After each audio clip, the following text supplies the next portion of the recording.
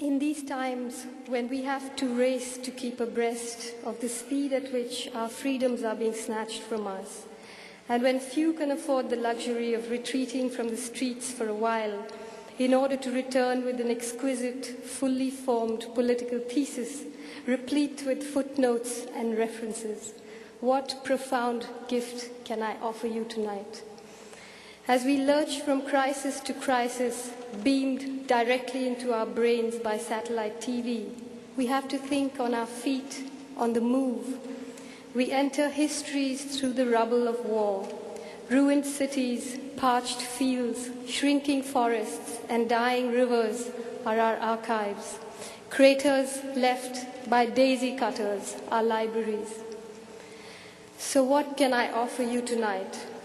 Some uncomfortable thoughts about money, war, empire, racism, and democracy. Some worries that flit around my brain like a family of persistent moths that keep me awake at night. Some of you will think it bad manners for a person like me, officially entered in the big book of nations as an Indian citizen, to come here and criticize the US government.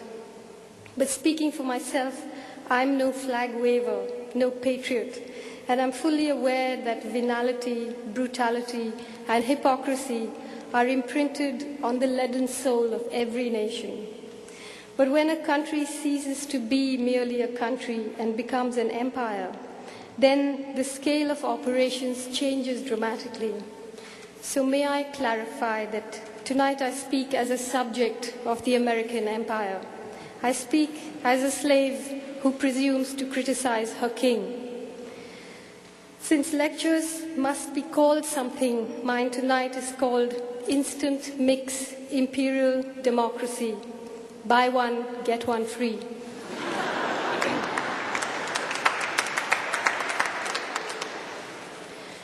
Way back in 1988, on the 3rd of July, the USS Vincennes, a missile cruiser stationed in the Persian Gulf, accidentally shot down an Iranian airliner and killed 290 civilian passengers. George Bush I, who was at the time on his presidential campaign, was asked to comment on the incident. He said, quite subtly, "I will never apologize for the United States. I don't care what the facts are." I don't care what the facts are. What a perfect maxim for the new American empire. Perhaps a slight variation on the theme would be more apposite. The facts can be whatever we want them to be. When the United States invaded Iraq, a New York Times CBS News survey estimated that 42% of the American public believed that Saddam Hussein was directly responsible for the September 11th attacks on the World Trade Center and the Pentagon. And an ABC News poll said that 55% of Americans believed that Saddam Hussein directly supported Al-Qaeda. None of this opinion is based on evidence because there isn't any. All of it is based on insinuation, autosuggestion, and outright lies, circulated by the US corporate media, otherwise known as the free press, that hollow pillar on which contemporary American democracy rests.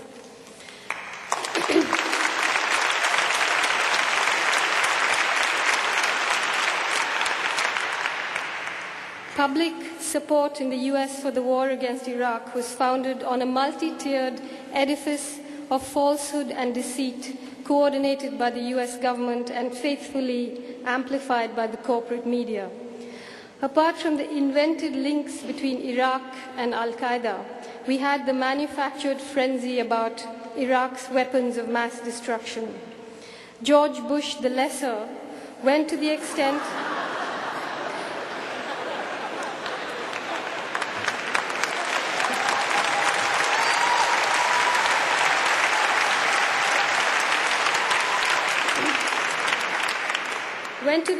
of saying it would be suicidal for the US not to attack Iraq. We once again witnessed the paranoia that a starved, bombed, besieged country was about to annihilate almighty America. Iraq was only the latest in a succession of countries. Earlier there was Cuba, Nicaragua, Libya, Grenada, Panama. But this time it wasn't just your ordinary brand of friendly neighborhood frenzy. It was frenzy with a purpose. It ushered in an old doctrine in a new bottle, the doctrine of preemptive strike, also known as the United States can do whatever the hell it wants, and that's official. The war against Iraq has been fought and won, and no weapons of mass destruction have been found, not even a little one. Perhaps they'll have to be planted before they're discovered.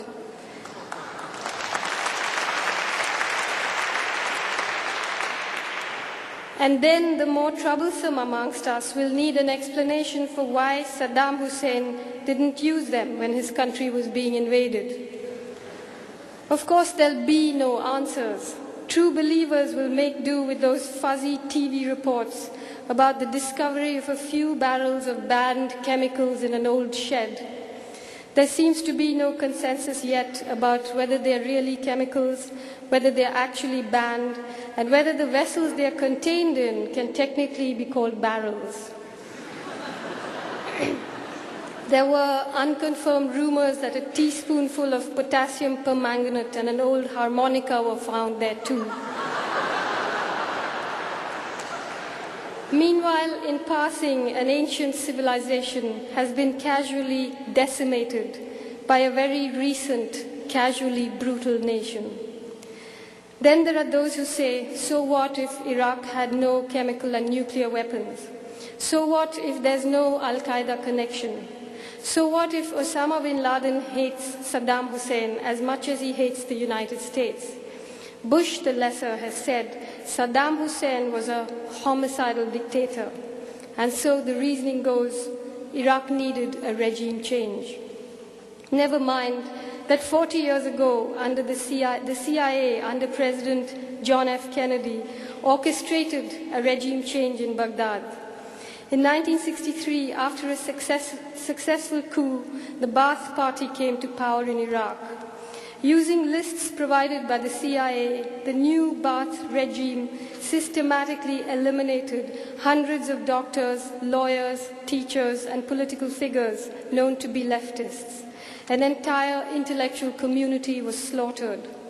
The same technique was used to massacre hundreds of thousands of people in Indonesia and East Timor. The young Saddam Hussein was said to have had a hand in supervising the bloodbath. But in 1979, after factional infighting within the Ba'ath Party, Saddam Hussein became the president of Iraq. In April 1980, while he was massacring Shias, the US National Security Advisor, Zbigniew Brzezinski, declared, "We see no fundamental incompatibility of the interests between the United States and Iraq." Washington and London overtly and covertly supported Saddam Hussein. They financed him, equipped him, armed him, and provided him with dual-use materials to manufacture weapons of mass destruction. They supported his worst excesses financially, materially, and morally. They supported the 8-year war against Iran and the 1988 gassing of Kurdish people in Halabja, crimes which 14 years later were reheated and served up as reasons to justify invading Iraq. After the First Gulf War, the Allies fomented an uprising of Shias in Basra and then looked away while Saddam Hussein crushed the revolt and slaughtered thousands in an act of vengeful reprisal.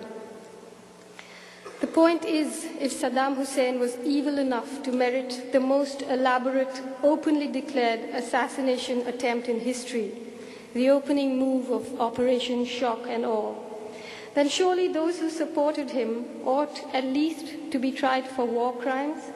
Why aren't the faces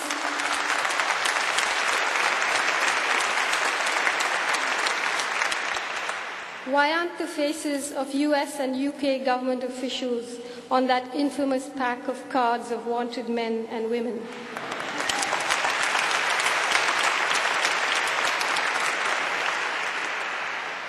Because when it comes to empire, facts don't matter. Yes, but all that's in the past, we are told. Saddam Hussein is a monster who must be stopped now, and only the US can stop him.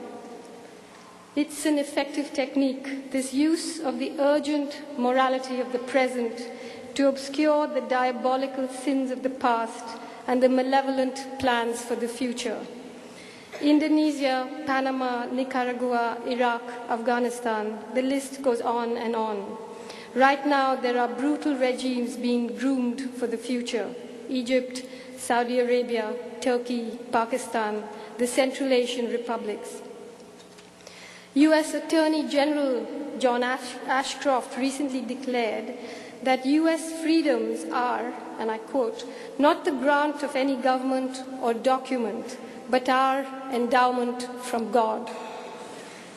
Why bother with the United Nations when God himself is on hand?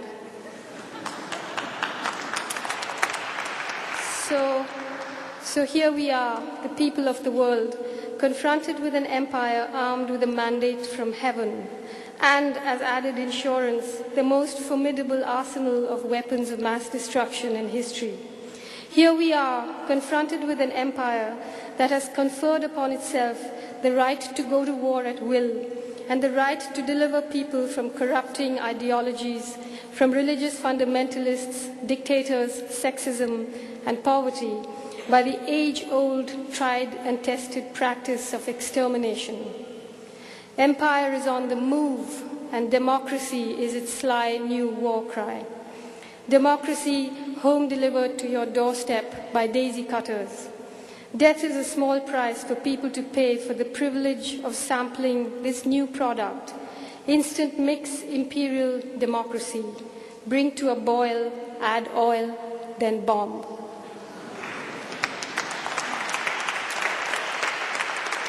But then, perhaps, chinks, Negroes, dinks, gooks, and wogs don't really qualify as real people. Perhaps our deaths don't qualify as real deaths. Our histories don't qualify as history. They never have. Speaking of history, in these past months, while the world watched the US invasion and occupation of Iraq was broadcast on live television. Like Osama bin Laden and the Taliban in Afghanistan, the regime of Saddam Hussein simply disappeared. This was followed by what analysts call a power vacuum. Cities that had been under siege without food, water, and electricity for days. Cities that had been bombed relentlessly. People who had been starved and systematically impoverished by the UN-sanctioned regime for more than a decade were suddenly left with no semblance of urban administration. A 7,000-year-old civilization slid into anarchy on live TV. Vandals plundered shops, offices, hotels, and hospitals. American and British soldiers stood by and watched. They said they had no orders to act. In effect, they had orders to kill people but not to protect them. Their priorities were clear. The safety and security of Iraqi people was not their business. The security of whatever little remained of Iraq's infrastructure was not their business. But the security and safety of Iraq's oil fields were. Of course they were. The oil fields were secured almost before the invasion began. On CNN and BBC, the scenes of the rampage were played and replayed. TV commentators, army and government spokespersons portrayed it as a liberated people venting their rage at a despotic regime. US Defense Secretary Donald Rumsfeld said, and I quote, "It's untidy, freedom's untidy, and free people are free to commit crimes and make mistakes and do bad things." Did anybody know that Donald Rumsfeld was an anarchist?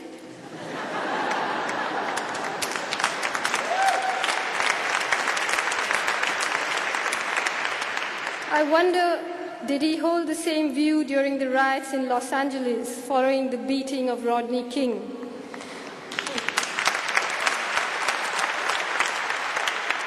Would he care to share his thesis about the untidiness of freedom with the 2 million people being held in US prisons right now?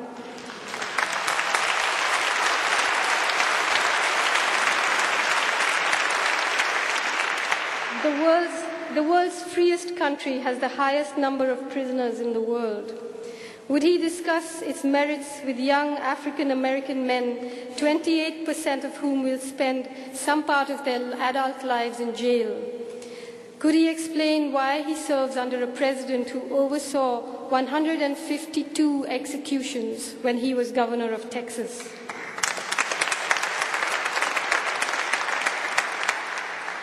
Before the war on Iraq began, the Office of Reconstruction and Humanitarian Assistance, the ORHA, sent the Pentagon a list of 16 crucial sites to protect. The National Museum was second on that list. And yet the museum was not just looted, it was desecrated. It was a repository of an ancient cultural heritage. Iraq, as we know it today, was part of the River Valley civilization of Mesopotamia, the civilization that grew along the banks of the Tigris and the Euphrates, produced the world's first writing, first calendar, first library, first city, and yes, the world's first democracy. King Hammurabi of Babylon was the first to codify laws governing the social life of citizens. It was a code in which abandoned women, prostitutes, slaves, and even animals had rights. The Hammurabi Code is acknowledged not just as the birth of legality, but the beginning of an understanding of the concept of social justice. The US government could not have chosen a more inappropriate land in which to stage its illegal war and display its grotesque disregard for justice of any kind. At a Pentagon briefing during the days of looting, Secretary Rumsfeld, Prince of Darkness, turned on his media cohorts who had served him so loyally through the war. And this is what he said: "The images you're seeing on television, you're seeing over and over and over, and it's the same picture of some person walking out of some building with a vase, and you see it 20 times and you say, my God, were there that many vases? Is it possible that there were that many vases in the whole country?" Laughter rippled through the press room. Would it be all right for the poor of Harlem to loot the Metropolitan Museum? Would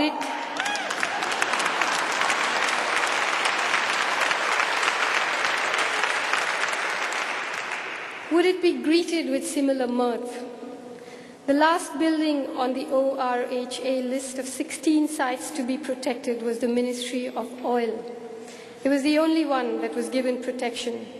Perhaps the occupying army thought that in Muslim countries lists are read upside down.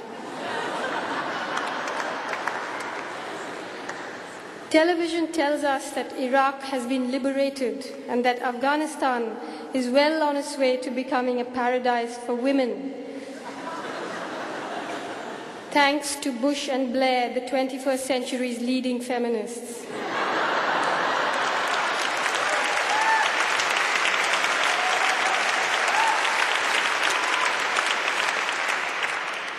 In reality, Iraq's infrastructure has been destroyed, its people brought to the brink of starvation, its food stocks depleted, and its cities devastated by a complete administrative breakdown. Iraq is being ushered in the direction of a civil war between Shias and Sunnis. Meanwhile, Afghanistan has lapsed back into an era of anarchy, and its territory has been carved up into fiefdoms by hostile warlords. Undaunted by all this, on the 2nd of May, Bush the Lesser launched his 2004 campaign, hoping to be finally elected US president.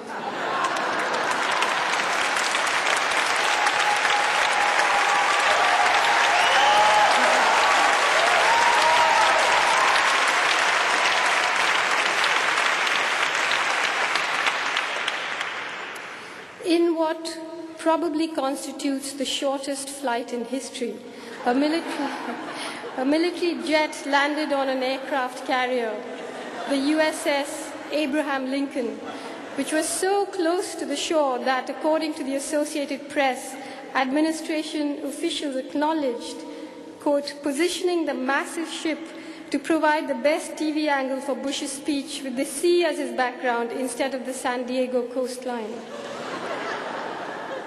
President Bush, who never served his term in the military, emerged from the cockpit in fancy dress, a US military bomber jacket, combat boots, flying goggles, helmet. Waving to his cheering troops, he officially proclaimed victory over Iraq. He was careful to say that it was, quote, just one victory in the war on terror which still goes on.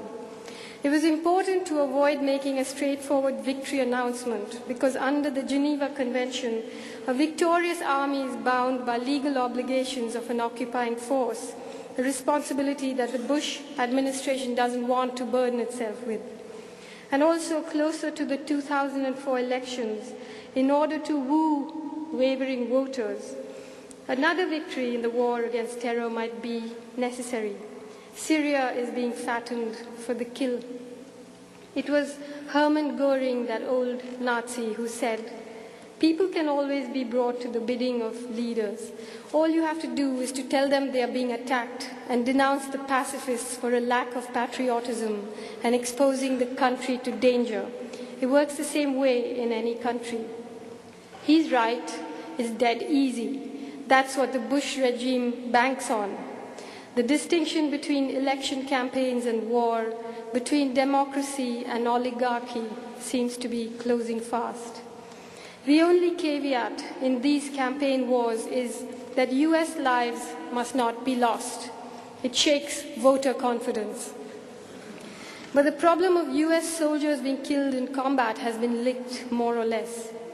At a media briefing before Operation Shock and Awe was unleashed, General Tommy Franks announced, this campaign will be like no other in history. Maybe he's right. I'm no military historian, but when was the last time a war was fought like this? After using the good offices of UN diplomacy, economic sanctions and weapons inspections to ensure that Iraq was brought to its knees, its people starved, 500,000 children dead, its infrastructure severely damaged, after making sure that most of its weapons had been destroyed, in an act of cowardice that must surely be unrivaled in history, the coalition of the willing, better known as the coalition of the bullied and bought, sent in an invading army. Operation Iraqi Freedom? I don't think so. It was more like Operation Let's Run a Race, but first let me break your knees. As soon as the war began, the governments of France, Germany, and Russia, which refused to allow a final resolution legitimizing the war to be passed in the UN Security Council, fell over each other to say how much they wanted the United States to win. President Jacques Chirac offered French airspace to the Anglo-American Air Force. US military bases in Germany were open for business. German Foreign Minister Joschka Fischer publicly hoped for the rapid collapse of the Saddam Hussein regime. Vladimir Putin publicly hoped for the same. These are governments that colluded in the enforced disarming of Iraq before their dastardly rush to take the side of those who attacked it. Apart from hoping to share the spoils, they hoped empire would honor their pre-war oil contracts with Iraq. Only the very naive could expect old imperialists to behave otherwise.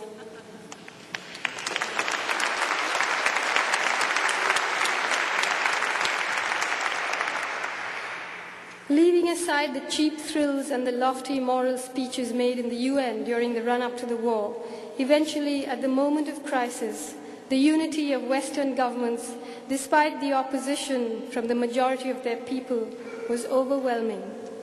When the Turkish government temporarily bowed to the views of 90% of its population and turned down the US government's offer of billions of dollars of blood money for the use of Turkish soil, it was accused of lacking democratic principles. According to a Gallup international poll, in no European country was the support for a war carried out unilaterally by America and its allies higher than 11%. But the governments of England, Italy, Spain, Hungary, and other countries of Eastern Europe were praised for disregarding the views of the majority of their people and supporting the illegal invasion. That, presumably, was fully in keeping with democratic principles. What's it called? New democracy, like Britain's New Labour? In stark contrast to the venality displayed by their governments, on the 15th of February, weeks before the invasion, in the most spectacular display of public morality the world has ever seen, more than 10 million people marched against the war on 5 continents.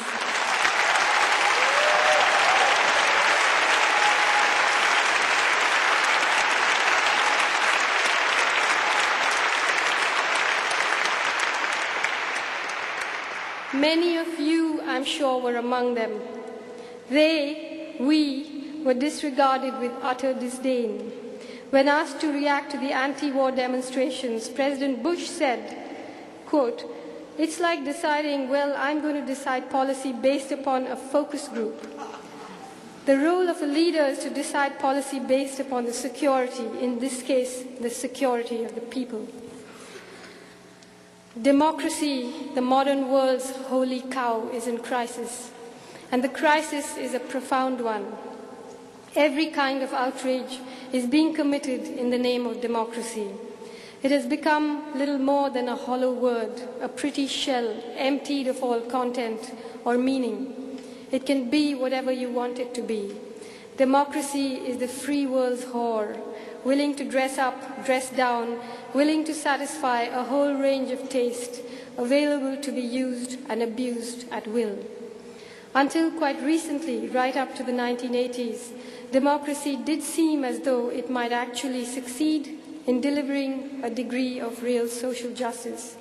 But modern democracies have been around for long enough for neoliberal capitalists to learn how to subvert them. They have mastered the technique of infiltrating the instruments of democracy, the independent judiciary, the free press, the parliament, and molding them to their purpose. The project of corporate globalization has cracked the code. Free elections, a free press, and an independent judiciary mean little when the free market has reduced them to commodities available on sale to the highest bidder. To fully comprehend the extent to which democracy is under siege, it might be an idea to look at what goes on in some of our contemporary democracies. The world's largest, India, which I have written about at some length and therefore will not speak about tonight. The world's most interesting, South Africa. The world's most powerful, the USA. And most instructive of all the plans that are being made to usher in the world's newest, Iraq. In South Africa, after 300 years of brutal domination of the black majority by a white minority through colonialism and apartheid, a non-racial, multi-party democracy came to power in 1994. It was a phenomenal achievement. Within 2 years of coming to power, the African National Congress had genuflected with no caveats to the market god. Its massive program of structural adjustment, privatization, and liberalization has only increased the hideous disparities between the rich and the poor. More than 1 million people have lost their jobs. The corporatization of basic services, electricity, water, and housing, has meant that 10 million South Africans, almost a quarter of the population, has been disconnected from water and electricity. 2 million have been evicted from their homes. Meanwhile, a small white minority that has been historically privileged by centuries of brutal exploitation are more secure than ever before. They continue to control the land, the farms, the factories, and the abundant natural resources of that country. For them, the transition from apartheid to neoliberalism barely disturbed the grass. It's apartheid with a clean conscience, and it goes by the name of democracy.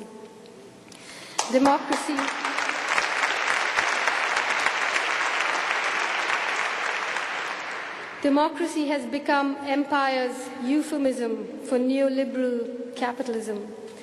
In countries of the First World, too, the machinery of democracy has been effectively subverted.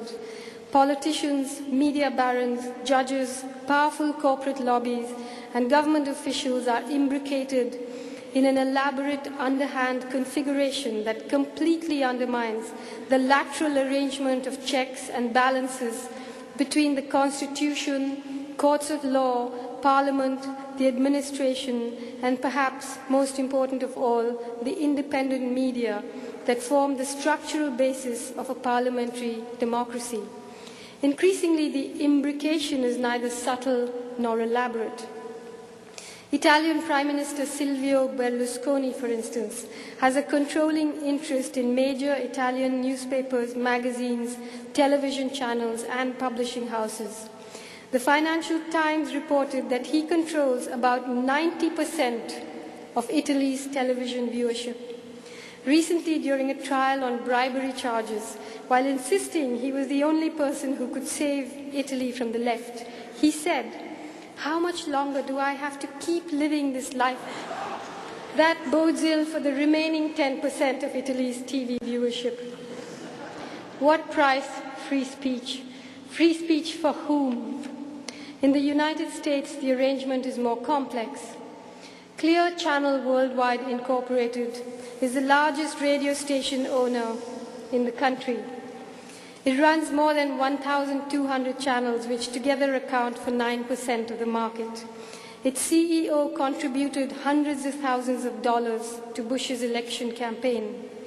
When hundreds of thousands of American citizens took to the streets to protest against the war on Iraq, Clear Channel organized pro-war patriotic rallies for America across the country. It used its radio stations to advertise the events and then sent correspondents to cover them as though they were breaking news. The era of manufacturing consent has given way to the era of manufacturing news. Soon media newsrooms will drop the pretense and start hiring theater directors instead of journalists. As America's show business gets more and more violent and warlike, and America's wars get more and more like show business, some interesting crossovers are taking place. The designer who built the $250,000 set in Qatar, from which General Tommy Franks stage-managed news coverage of Operations Shock and Awe, also builds sets for Disney, MGM, and Good Morning America. It's a cruel irony that the US, which has the most ardent, vociferous defenders of the idea of free speech, and until recently the most elaborate legislation to protect it, has so circumscribed the space in which that freedom can be expressed. In a strange way, the sound and fury that accompanies the legal and conceptual defense of free speech in America serves to mask the process of the rapid erosion of the possibilities of actually exercising that freedom.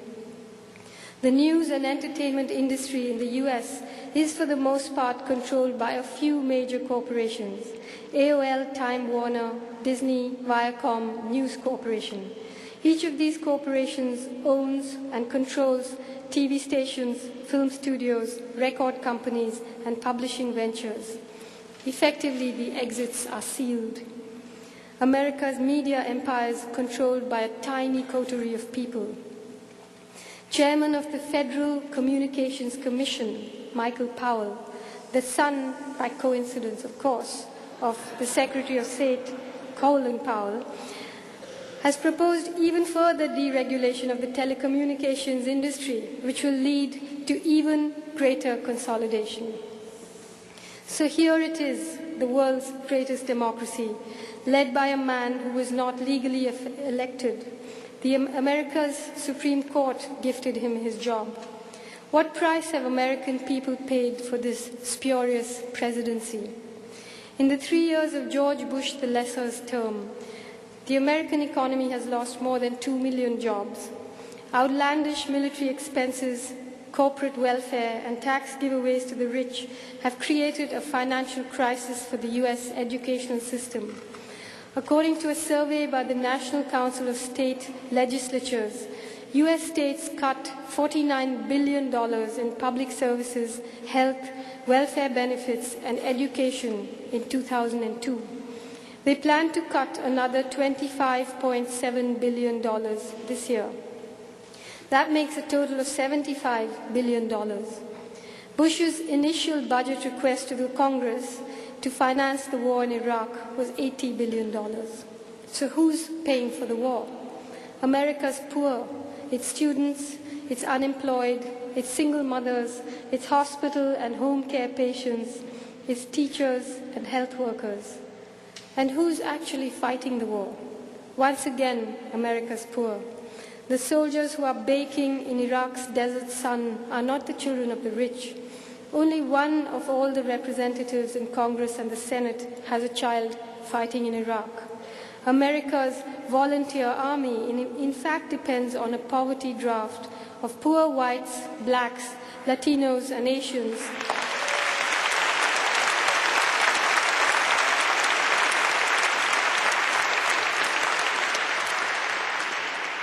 who are looking for a way to earn a living and get an education. Federal statistics show that African Americans make up 21% of the total armed forces and 29% of the US Army, and they count for only 12% of the general population. It's ironic, isn't it, the disproportionately high representation of African Americans in the army and prison? Perhaps we should take a positive view and look at this as affirmative action at its most effective. Nearly 4 million Americans, 2% of the population, have lost the right to vote because of felony convictions. Of that number, 1.4 million are African Americans, which means that 13% of all voting-age black people have been disenfranchised. For African Americans, there's also affirmative action in depth. A study by the economist Amartya Sen shows that African Americans as a group have a lower life expectancy than people born in China, in the Indian state of Kerala, where I come from, Sri Lanka or Costa Rica. Bangladeshi men have a better chance of making it to the age of 40 than African American men from here in Harlem. This year, on what would have been Martin Luther King's 74th birthday, President Bush announced the University of Michigan's affirmative action program favoring blacks and Latinos. He denounced it. He called it divisive, unfair, and unconstitutional. The successful effort to keep blacks off the voting lists in the state of Florida in order that George Bush be elected was, of course, neither unfair nor unconstitutional.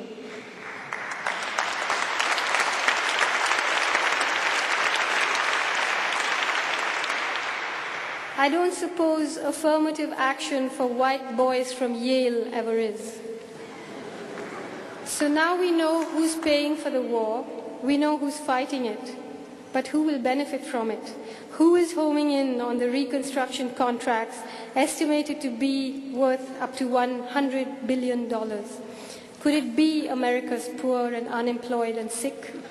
Could it be America's single mothers or America's black and Latino minorities? Operation Iraqi Freedom, George Bush assures us, is about returning Iraqi oil to the Iraqi people. That is, returning Iraqi oil to the Iraqi people via corporate multinationals like Bechtel, like Chevron, like Halliburton. Once again, it's a small, tight circle that connects corporate, military, and government leadership to one another. The promiscuousness, the cross-pollination is outrageous. Consider this.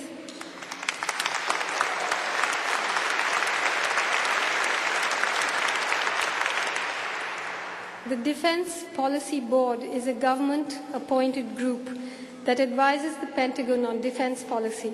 Its members are appointed by the Undersecretary of Defense and approved by Donald Rumsfeld. Its meetings are classified. No information is available for public scrutiny.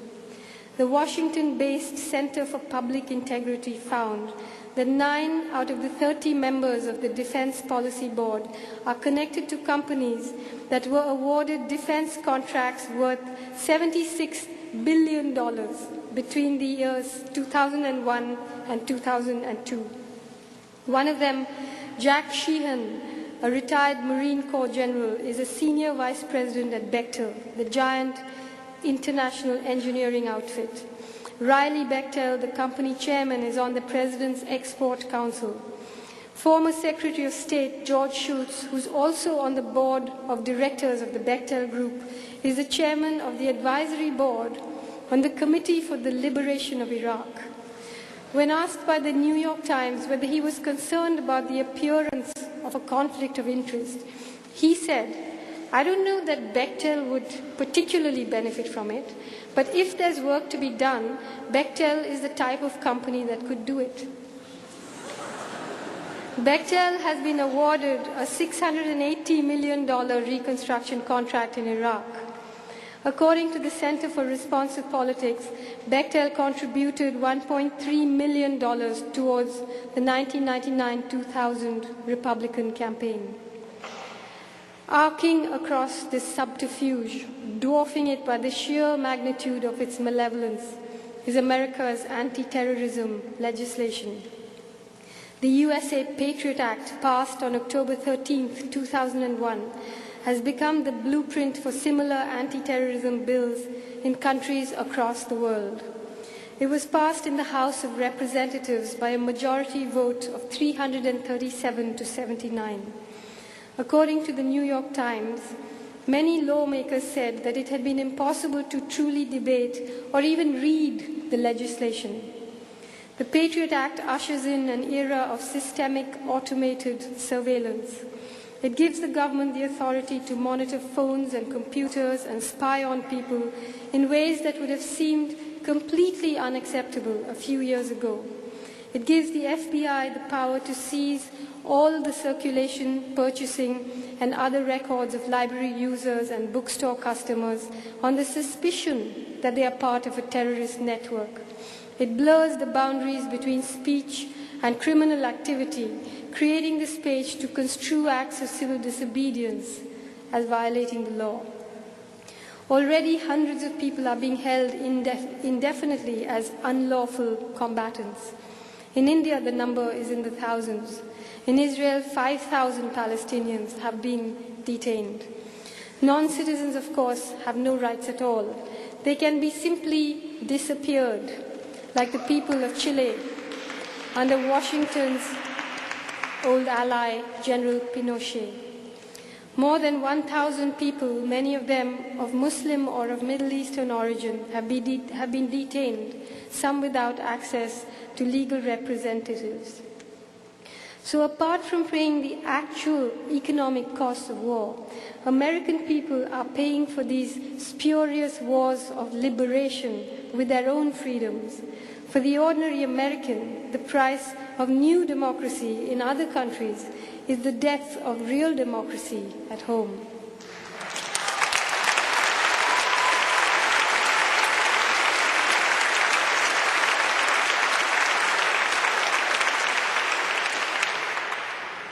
Meanwhile, Iraq is being groomed for liberation.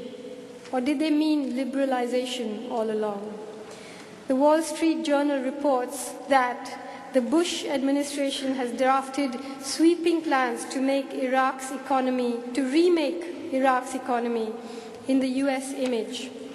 Iraq's constitution is being redrafted, its trade laws, tax laws, and intellectual property laws being rewritten in order to turn it into an American-style capitalist economy. The United States Agency for International Development has invited US companies to bid for contracts that range between road building, water systems, textbook distribution, and cell phone networks. Soon after, Bush the Lesser announced that he wanted American farmers to feed the world, Dan Amstutz, a former senior executive of Cargill, the biggest grain exporter in the world, was put in charge of agricultural reconstruction in Iraq.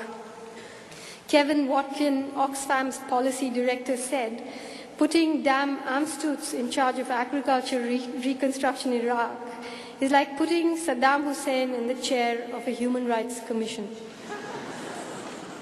Two men who have been shortlisted to run operations for managing Iraq's oil have worked with Shell, BP, and FLIR. FLIR is embroiled in a lawsuit by black South African workers who have accused the company of exploiting and brutalizing them during the apartheid era. Shell, of course, is well known for its devastation of the Ogoni tribal lands in Nigeria. Tom Brokaw, one of America's best-known anchors, TV anchors, was inadvertently succinct about the process. One of the things we don't want to do, he said, is to destroy the infrastructure of Iraq, because in a few days we are going to own that country. Now that the ownership deeds are being settled, Iraq is ready for new democracy. So, as Lenin used to ask, what is to be done?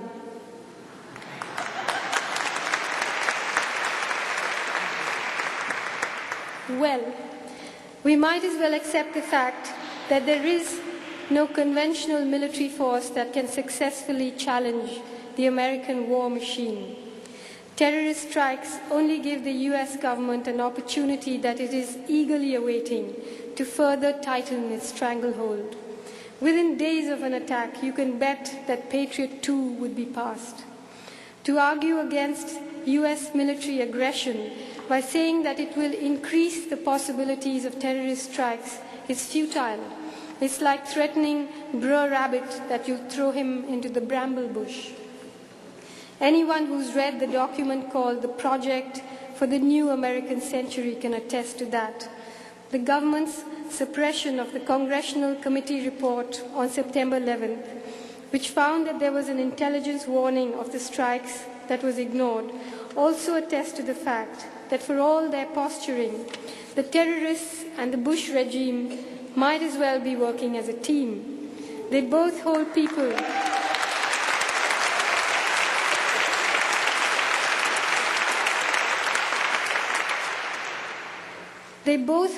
responsible for the actions of their governments.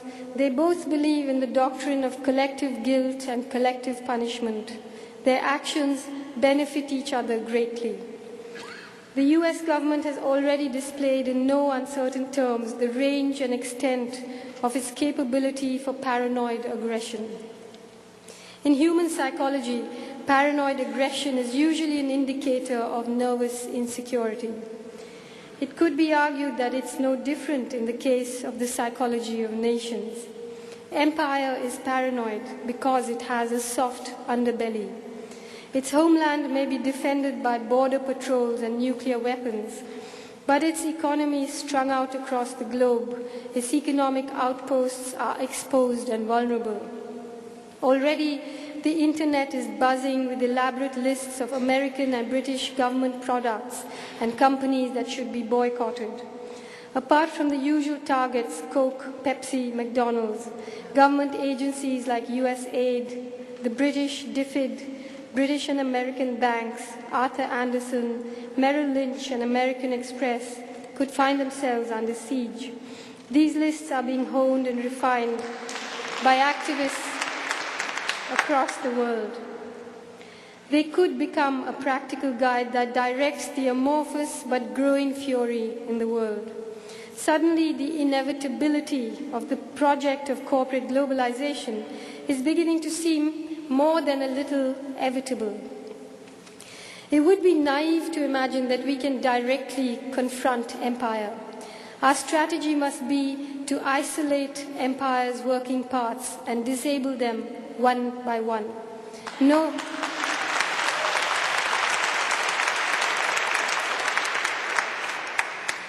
target is too small, no victory too insignificant. We could reverse the idea of the economic sanctions imposed on poor countries by empire and its allies. We could impose a regime of people sanctions on every corporate house that has been awarded with a contract in post-war Iraq.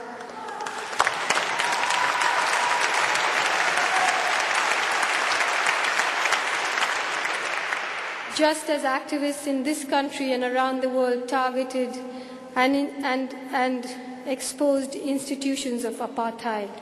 Each one of them should be named, exposed, and boycotted forced out of business. That could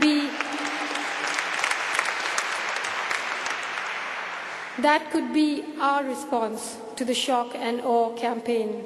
It would be a great beginning. Another urgent challenge is to expose the corporate media for the boardroom bulletin that it really is.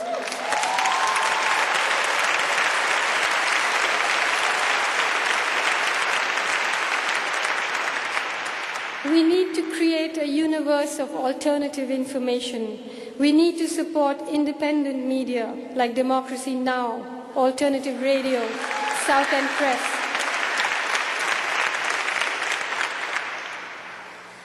The battle to reclaim democracy is going to be a difficult one. Our freedoms were not granted to us by any governments. They were wrested from them by us.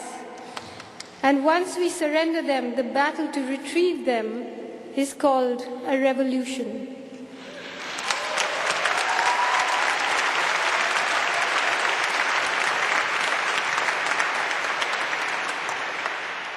It's a battle that must range across continents and countries. It must not acknowledge national boundaries. But if it is to succeed, it has to begin here in America. The only institution more powerful than the US government is American civil society. The rest of us are subjects of slave nations. We are by no means powerless, but you have the power of proximity. You have access to the Imperial Palace and the Emperor's chambers.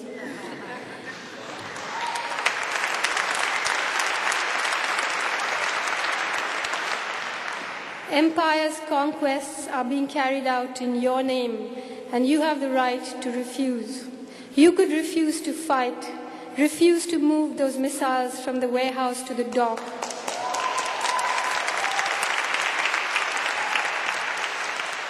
Refuse to wave that flag. Refuse the victory parade.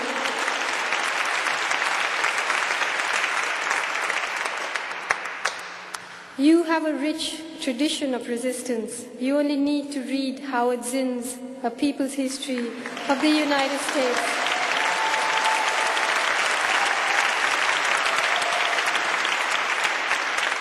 To remind yourself of this. Hundreds of thousands of you have survived the relentless propaganda you've been subjected to and are actively fighting your own government. In the ultra-patriotic climate that prevails in the United States, that's as brave as any Iraqi or Afghan or Palestinian fighting for his or her homeland. If you join the battle, not in your hundreds of thousands, but in your millions, you will be greeted joyously by the rest of the world. And you will see how beautiful it is to be gentle instead of brutal, safe instead of scared, befriended instead of isolated, loved instead of hated. I hate to disagree with your president. Yours is by no means a great nation, but you could be a great people. History is giving you the chance. Seize the time. Thank you.